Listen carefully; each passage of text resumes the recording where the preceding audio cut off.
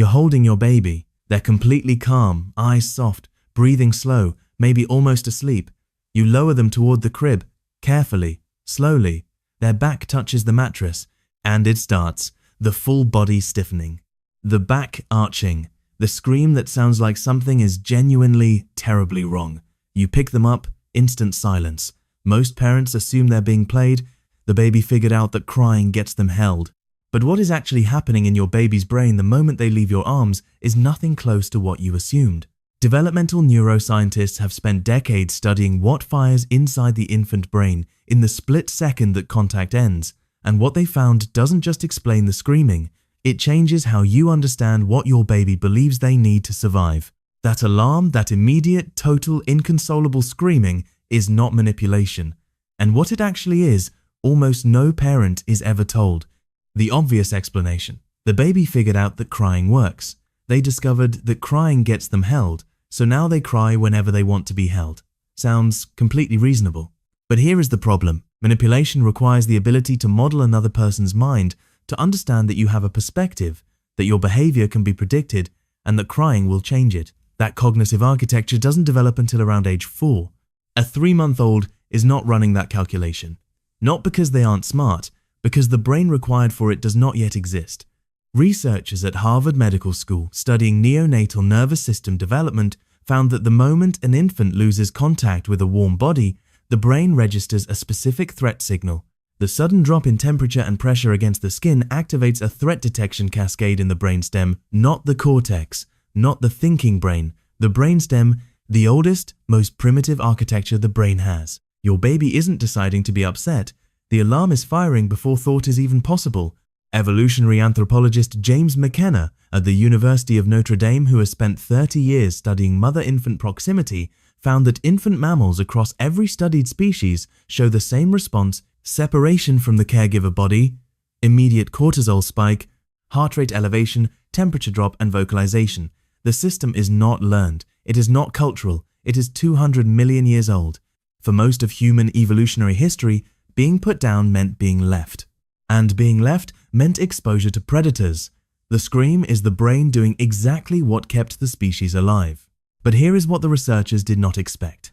Pediatric researchers at Flinders University in Australia tracked infants who were held extensively in the first 3 months against those held less, measuring cortisol baselines, stress response thresholds, and nervous system regulation at 6, 12, and 24 months. The babies held more in infancy showed significantly lower baseline cortisol, faster stress recovery, and stronger self-regulation by age 2. The ones put down more in the name of not creating a habit showed the opposite pattern. The holding did not create dependency.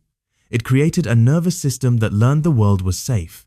And safe nervous systems become independent ones. Think about the last time you were genuinely frightened, a near accident on the highway, a medical call that turned out to be nothing, your heart rate spiked, your hands went cold, and then someone touched your shoulder, or you heard a familiar voice, and within seconds your body began to regulate. You didn't decide to calm down. The contact did it for you. That was the same mechanism, the same brainstem response, the same skin contact signal, the same nervous system architecture. Your baby's version is just louder, because they have no cortex yet to quietly talk themselves down. And this is the part that changes what you do tonight. Neuroscientist Darcia Narvaez at the University of Notre Dame has spent 2 decades studying the set of caregiving conditions that match what the human infant nervous system was designed to receive. Her research, pulling from comparative anthropology, developmental neuroscience, and cross-cultural studies, identified a consistent finding across all of it.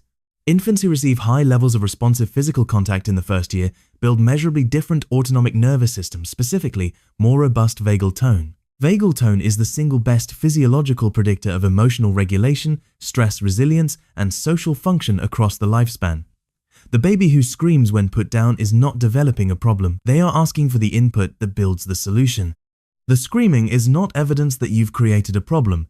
It is evidence that your baby's threat detection system is working exactly as designed. And every time you pick them up, every time that scream stops and the body relaxes against yours, you are not reinforcing a bad habit.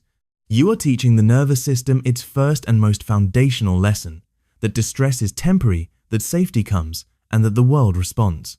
One pattern to watch for: Inconsolable screaming that cannot be soothed regardless of holding, crying that intensifies even in arms and does not regulate, especially when accompanied by arching away from contact rather than toward it, can indicate discomfort from reflux or a GI source rather than a proximity response.